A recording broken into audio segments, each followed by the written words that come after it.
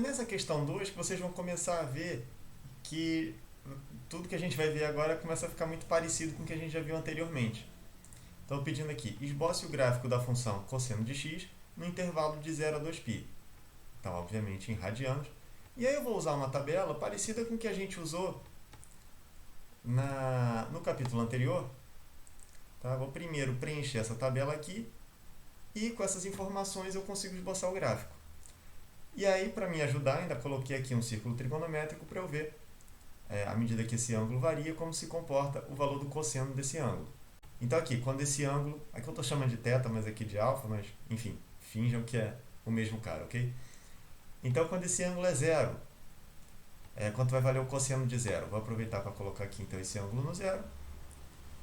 O cosseno vai ser dado pela abscissa desse ponto, a abscissa desse ponto é 1. Então já vou preencher aqui 1. Entre 0 e π sobre 2. Bom, π sobre 2 é equivalente a 90 graus. Então, cada intervalo que eu estou considerando aqui é um quadrante. Tá? Aqui é o primeiro quadrante. Aqui, entre π sobre 2 e π, é o segundo quadrante, né? Seria entre 90 graus e o 180. Aqui, o terceiro quadrante, entre π e 3π sobre 2. E aqui, o quarto quadrante. E aqui são as fronteiras. Né? O π sobre 2 é a fronteira do primeiro com o segundo, fronteira do segundo com o terceiro, e por aí vai. Tá, então, aqui no primeiro quadrante, o valor do cosseno é positivo ou é negativo? É crescente ou é decrescente? Bom, aqui já está fácil de ver. Tá? Se eu aumentar esse valor aqui do ângulo, o meu cosseno vai ficar sempre positivo, só que ele partiu do 1 e agora está decrescendo. Né? Se o ponto verde está andando para a esquerda, é porque está decrescendo. E quando chega aqui, ele bate no zero. Ok? Então, aqui ele é positivo, só que é decrescente. Quando o ângulo é π sobre 2, o cosseno é zero. E aí agora aqui no segundo quadrante, não vou nem mais girar aqui o ponto. Tá? Agora vocês tentem exercitar aí essa sensibilidade dinâmica. Aí.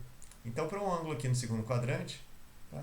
O meu cosseno vai cair num valor negativo, vai cair à esquerda do zero. E à medida que esse ângulo se move, né, ao longo do segundo quadrante, esse ponto verde então vai andando para a esquerda, portanto, é decrescente. O valor do cosseno é decrescente.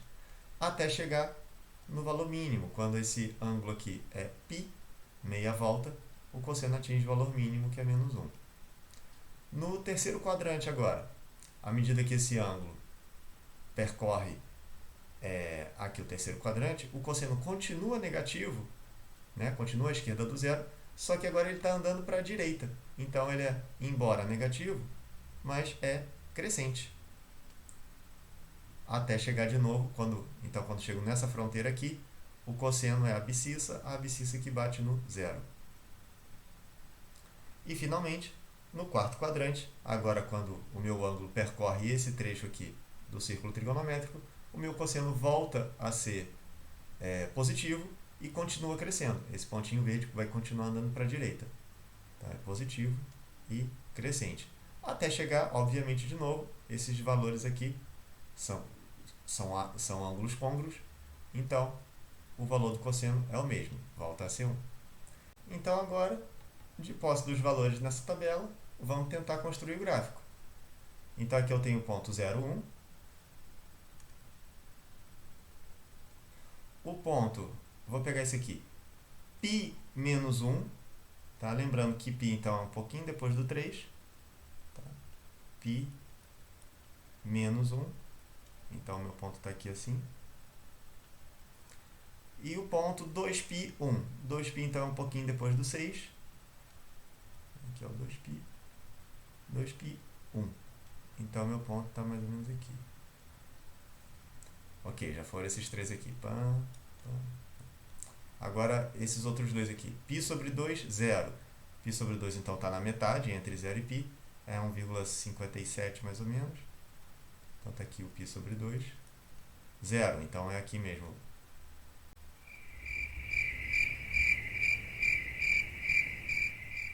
O primeiro ponto eu marquei errado, gente. Desculpa, o ponto 0,1 está aqui.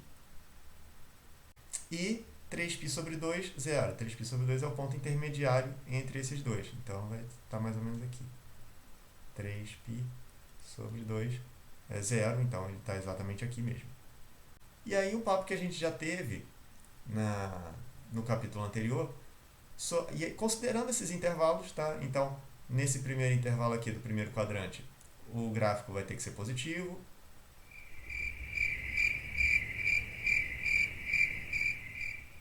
E acabei de descobrir que tem um outro erro aqui, que eu falei que no primeiro quadrante o cosseno é crescente. Não é. Tá? O cosseno é decrescente. E olha que eu estava usando o círculo trigonométrico dinâmico, né? Então, errei de bobeiraça, assim. Deixa eu só mostrar aqui.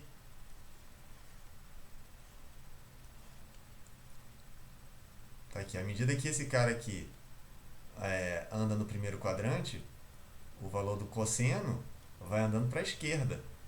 Né? À medida que esse ângulo aqui vai aumentando, esse ponto vai acompanhando, vai andando para a esquerda. Portanto, é decrescente. Pelo amor de Deus. Então tá. Então é positivo decrescente, depois negativo decrescente, tá. E como seria então o formato da curva? Tá? Será que seria uma curva mesmo? Seria uma reta? E a gente viu que não. Se eu pegar um valor intermediário aqui, né? Que seria o cosseno do π sobre 4, né? Do 45 graus. Não dá exatamente no meio. Dá maior do que a metade aqui, né? Maior do que meio. Então, depois daquela discussão, a gente viu que o gráfico seria uma coisa mais ou menos assim.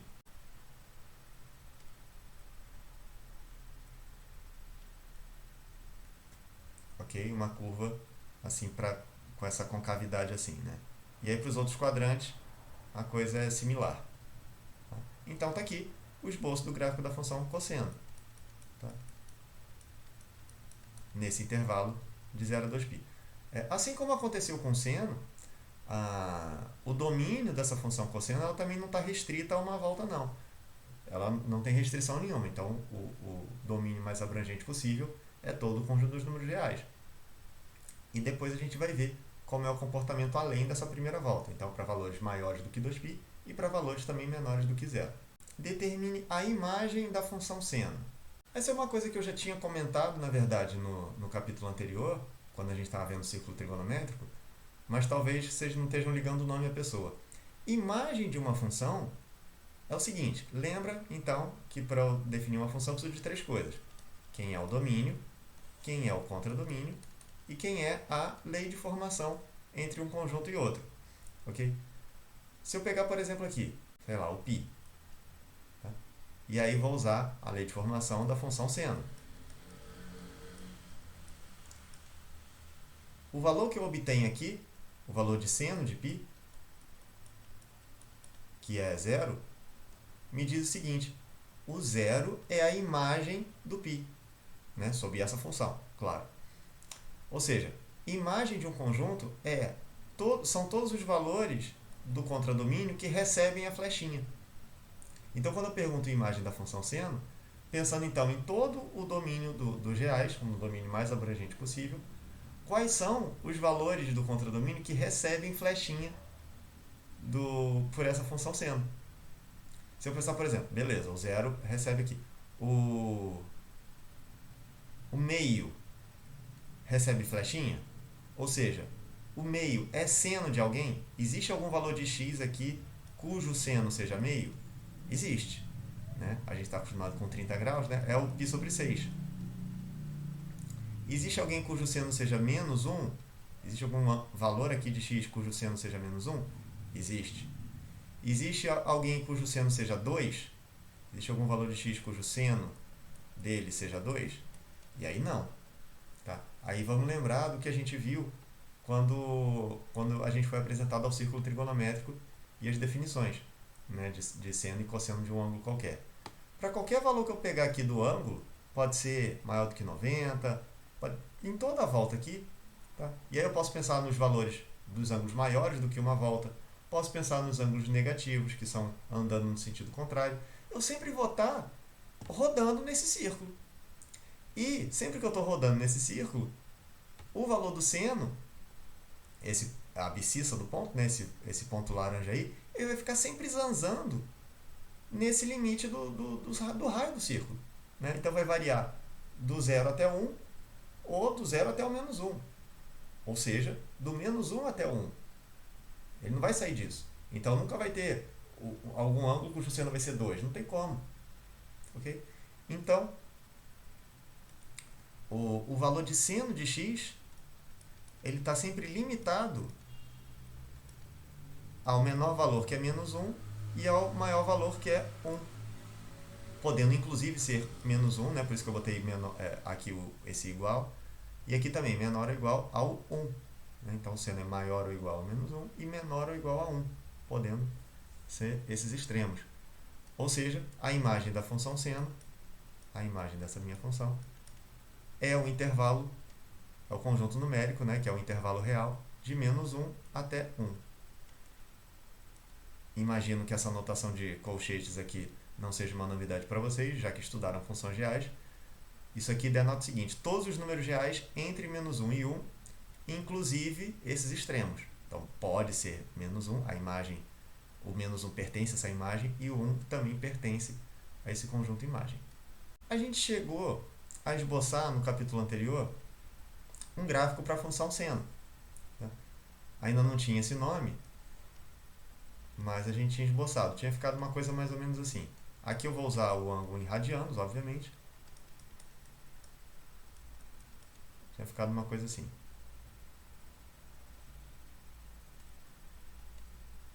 E aí, deixa eu colocar os pontos notáveis aqui. O valor máximo, que é 1, que é atingido quando o ângulo é π sobre 2. O valor mínimo,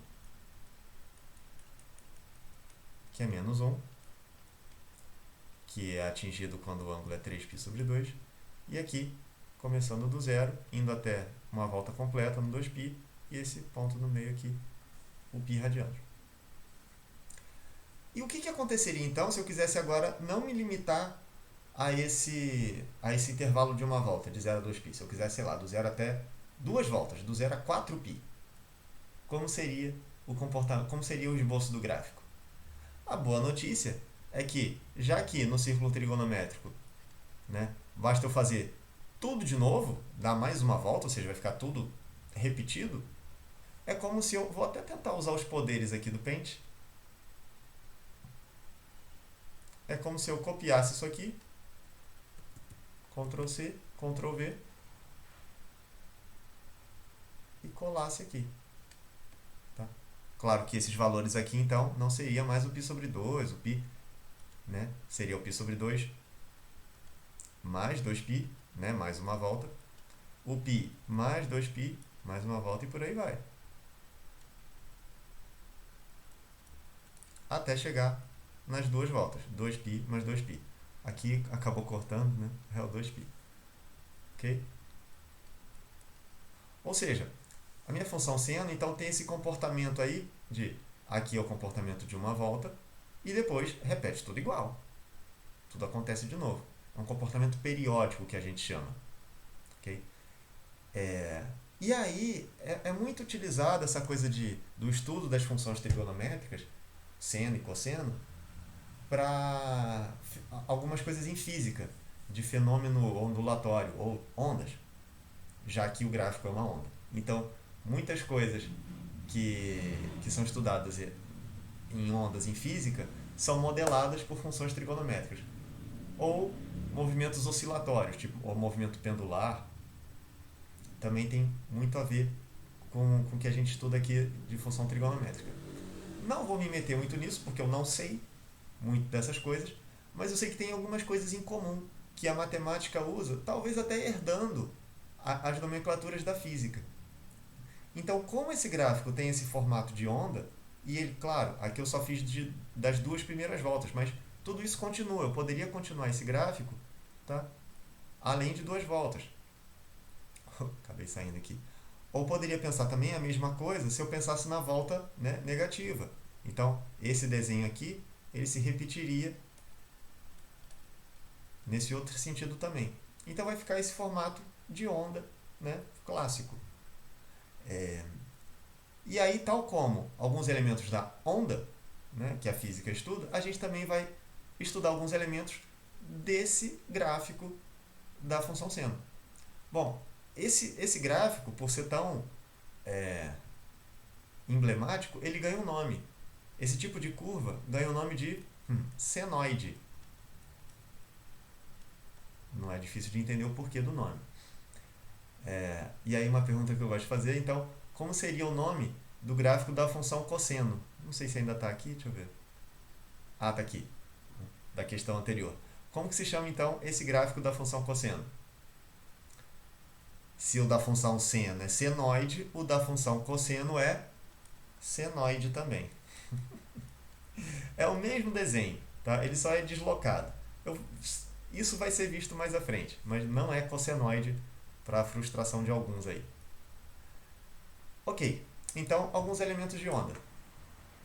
Um deles se chama amplitude. O que significa amplitude de uma onda?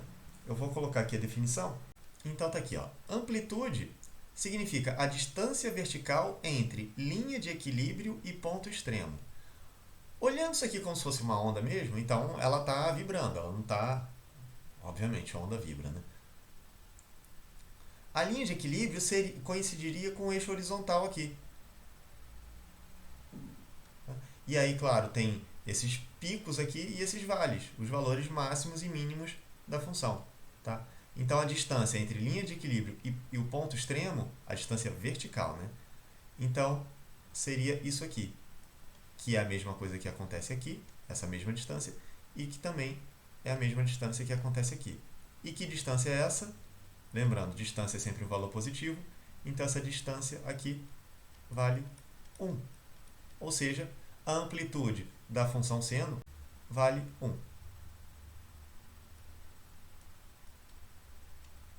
Outro conceito que a gente herda também do estudo de ondas é sobre o período de uma onda. E aí, eu não vou falar a definição super precisa aqui de período, porque é mais dificinho. Tá? Mas dá para tratar a noção intuitiva da coisa, que é bem tranquilo. O período dessa função é o intervalo onde o comportamento da função se repete. Tá? Então, eu estou desenhando aqui a onda, desenhei aqui, Ó, a partir daqui, tudo vai se repetir. Esse desenho se repete. E a partir daqui, de novo, se repete. Então, é esse intervalo aqui. Esse intervalo é que é o período da função seno. Nesse caso aqui, eu peguei do 0 até o 2π. Então, o período vai ser a distância entre 0 e 2π, que vale 2π. Ok? Eu não preciso começar do zero. Tá? Se eu começasse aqui, por exemplo, claro que é mais fácil eu pensar em um ponto notável. Se eu começasse daqui, por exemplo, desse ponto, tá? Então eu teria que ver quando que ele volta a se repetir. A partir daqui, aí esse desenho se repete de novo. Então eu poderia pensar também no período como sendo esse intervalo aqui. Tá? Que vai dar 2π também. Ok? Isso não vai mudar. Na verdade, esse cara até ganha um sobrenome. Ele é o período principal. E aí eu vou explicar por que desse sobrenome. Porque eu posso pensar, por essa definição intuitiva de período, que então esse período 2π eu poderia pensar no 4π, por exemplo. Tá? Então se eu desenhar aqui agora 2 voltas, tá? Cheguei no 4π. E claro, esse desenho que eu fiz do 0 até o 4π, ele também se repete no próximo intervalo de 4π, do 4π até o 8π. Então eu não posso dizer que 4π é um período? Posso. Qualquer múltiplo desse 2π vai ser também um período da função. Então, o menor desses é que a gente chama então de período principal. Qualquer múltiplo do período principal também é um período. Mas vamos ficar com o período principal mesmo. Sempre que tiver, fica implícito, né? Sempre que a gente pede período, a gente está se referindo ao período principal.